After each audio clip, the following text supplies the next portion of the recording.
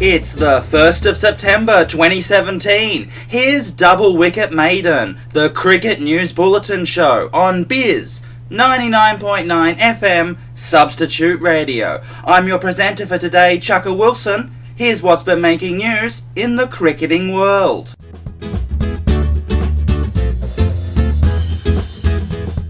We have seen two dramatic upsets, both in test matches, which together have cracked open a vast gulf of intrigue in the cricketing world. Two of the worst teams in international cricket have defeated two of the best. The West Indies, less than a fortnight after suffering one of the worst defeats they've ever experienced at the hands of England in Test cricket history, have bounced back to win the second test at Headingley.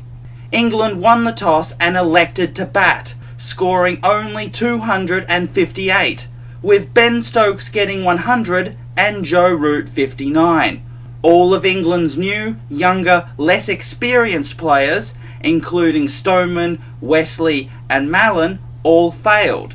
The two West Indies opening bowlers, Kemar Roach and Shannon Gabriel, took 4 wickets each. The West Indies replied with an impressive 427, which included centuries to Craig Brathwaite and Shire Hope.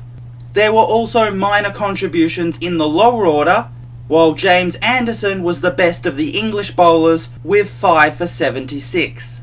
In their second innings, England did much better. They eventually declared at 490 for 8. No one made 100, but there were 50s to Stoneman, Root, Malan, Stokes, Ali and Wokes. The best bowler for the West Indies was, once again, the all-round off-spinner Roston Chase, who took 3 for 86. Time was running out in the day, and it was appearing that England being able to force an outright victory was becoming more and more unlikely. So Joe Root took the gamble and declared, probably expecting that on a day 5 wicket at Headingley there was going to be plenty of support for his bowlers. But the West Indies chased down the runs, reaching them with 5 wickets in hand. The star of the innings was Shire Hope with an unbeaten 118, and he was supported by Brathwaite, who scored 95. Despite bowling over 90 overs at their opponents, the English bowlers were unable to get the breakthroughs. As for their two superstars, Anderson went wicketless and Broad could only take 1 wicket. The series is now tied at 1-1, with the final test at Lord's to be played on September 7.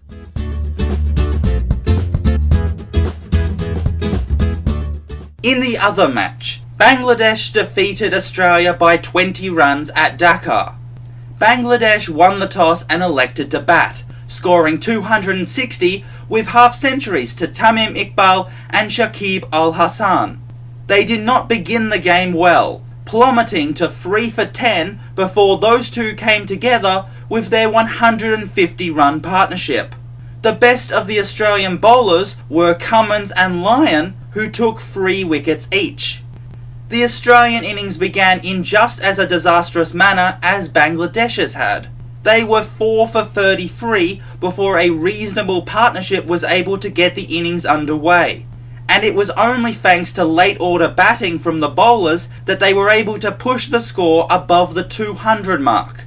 They ended up on 217, with no one making a half-century, and Shakib Al Hassan taking 5 wickets.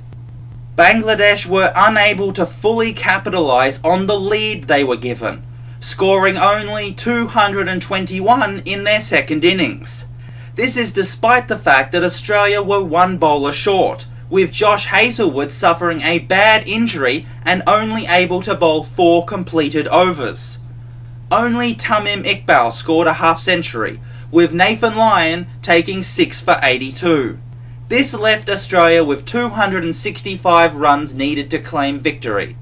They were in a strong position early on, getting to 158 for 2, with David Warner scoring a dazzling and aggressive century, one of the best in his career, and Steve Smith had already gotten his innings underway.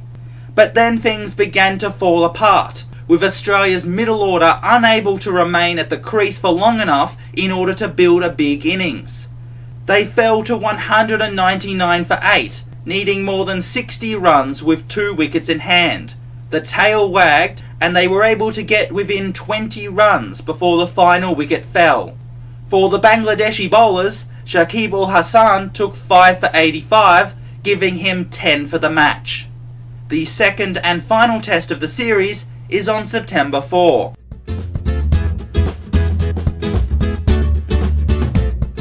And that's the news for this episode. This has been Double Wicket Maiden, the cricket news bulletin show for the 1st of September 2017. I'm Chukka Wilson, and you're listening to Bizz 99.9 FM Substitute Radio. Until the next cricket news bulletin, remember to cock your wrists, play with soft hands, and don't let your centre of gravity go off balance.